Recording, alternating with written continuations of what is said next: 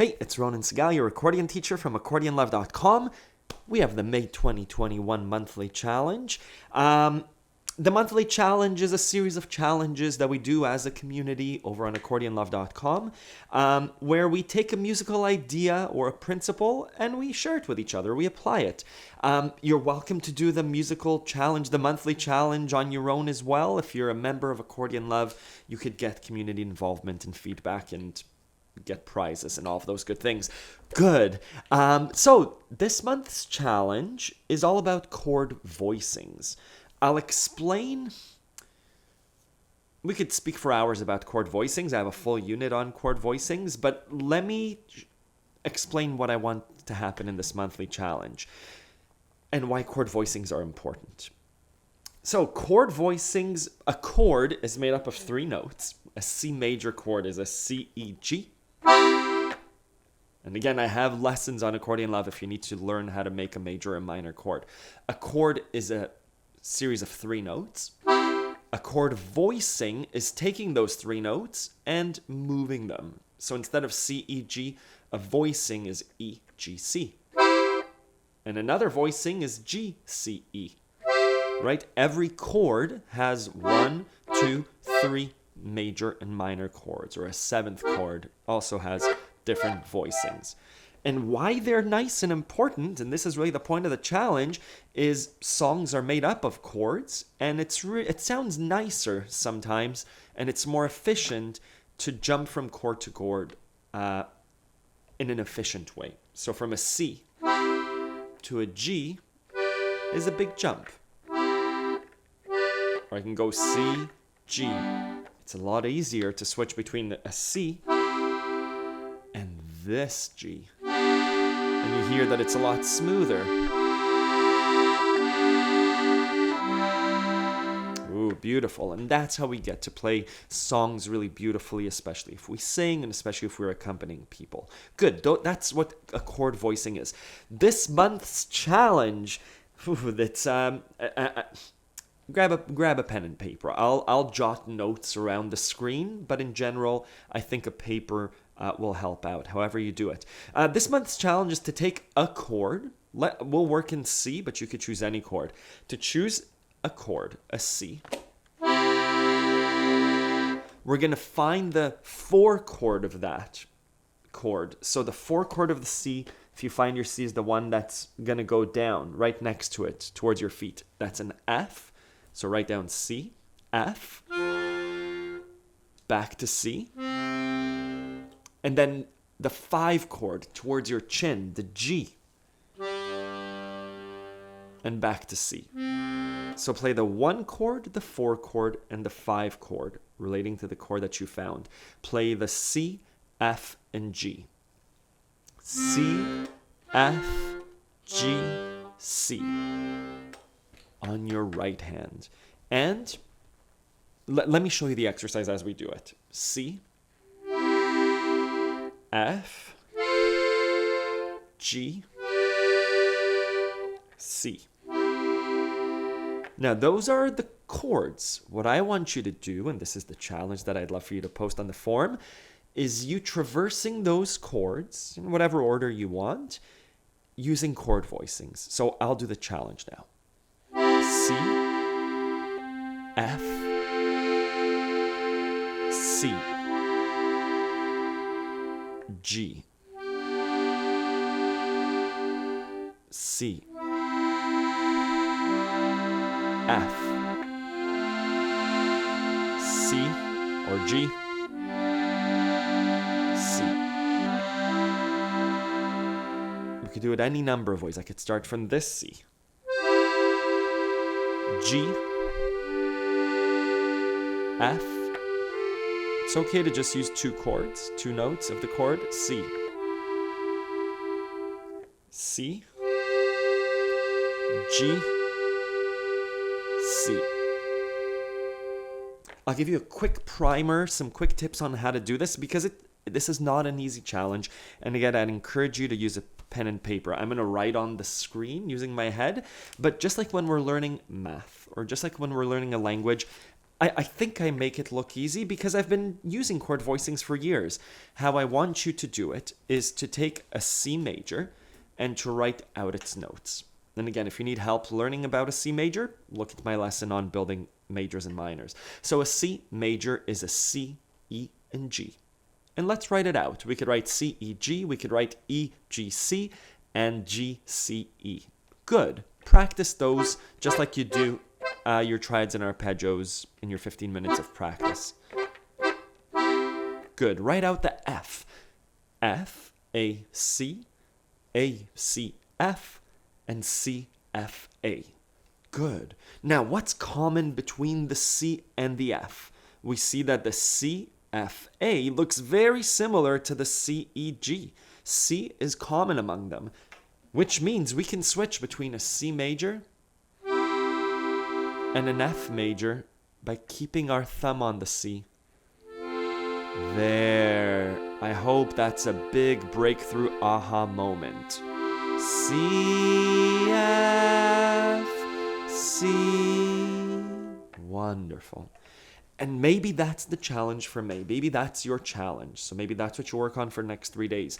Finding efficient ways and common notes between the C and the F. Maybe it's switching between the C, E, G and keeping the C and maybe moving between the A, C, and F.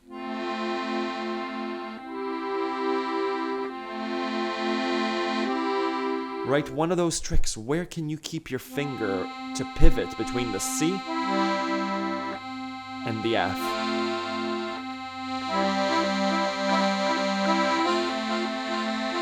That's what I would love for you to post. Again, bonus points. Let's introduce the G. The G is a G, B, D, B, D, G, D, G, B. Write that down. Is there anything common between the C and the G? Yes, the G. Right? The C, E, G is very similar. Can we keep the G up there and find G with the G up at the top? Look at your notes and say, yes, the B, D, G works that way. So is there a way between switching between the C and the G? Yes. C, G. And again, I'm keeping my pinky on the G. You can keep your third finger there if that's what makes sense for you. Or your fourth finger. Third finger.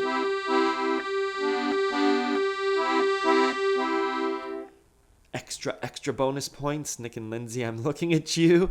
Switching between all 3 chords efficiently like I did before. And again, choose C because it's nice.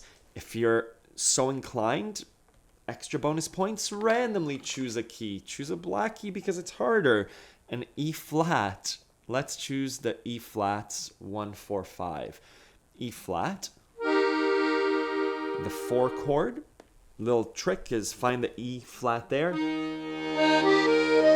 The 4 chord is the one that's closest to your feet. 4, 5, 1. You can use the Stradella bass system charts, right? So E flat. A flat is its 4 chord. 5, B flat. Back to E flat. Right?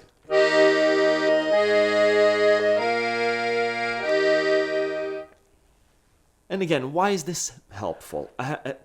Reference my unit on chord voicings and how we apply them to music and how we apply chord voicings to figure out songs. What I'd love for you to get out of this exercise is to understand the importance of fingering when you do your triads and arpeggios and building chords. The consistent fingering. So C, right? This C, I always press as a 1, 3, 5. Same as my A minor. We're starting to same as my F major, same as my G major. My finger is always in this position, and I could switch between chords without an actual keyboard, right? The C, G, C is the same as this G, D, G, D, G. Is the same as this A, E, A, E, A minor. So the efficiency of movement is really comes in really handy between chords. You're doing this now for one chord, but it's very similar between all the chords. The other thing I want you to start to listen to is, what does a 1-5-1 sound like? Between the C, G, C, let's listen. Right? Or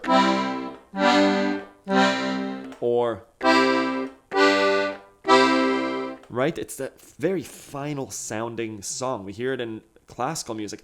Da, da, da, ba, ba. It's the same sound anywhere. The E flat, right? Da, ba.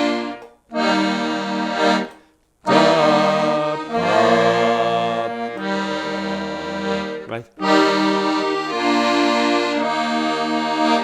I want you to start hearing that. So when you hear a song performed, even if it's in A major, right? Da, da, da, 3 blind mice, whatever it may be. Start to familiarize yourself with that kind of chord change. So when you hear it in music, oh, your fingers know what to do. I can't do that yet, but I'm getting there.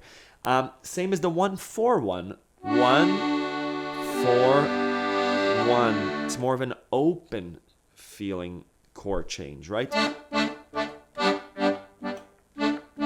Or we could do 1-4-5. In different keys.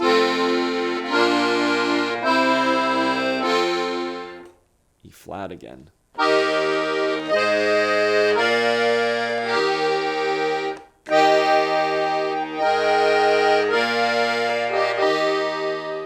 Good.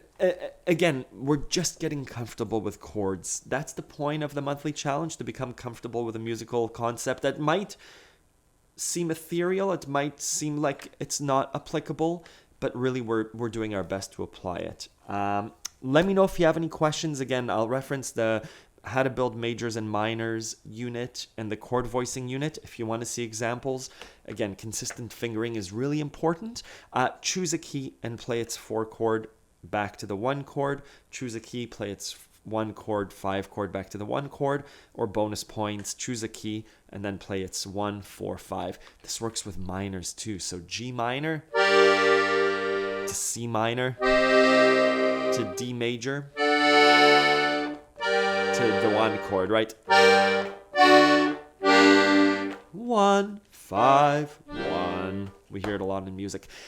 This has been the May 2021 monthly challenge. Look at the other participants over on Accordion Love forum. Sign up for a free 3-day trial. Bye-bye.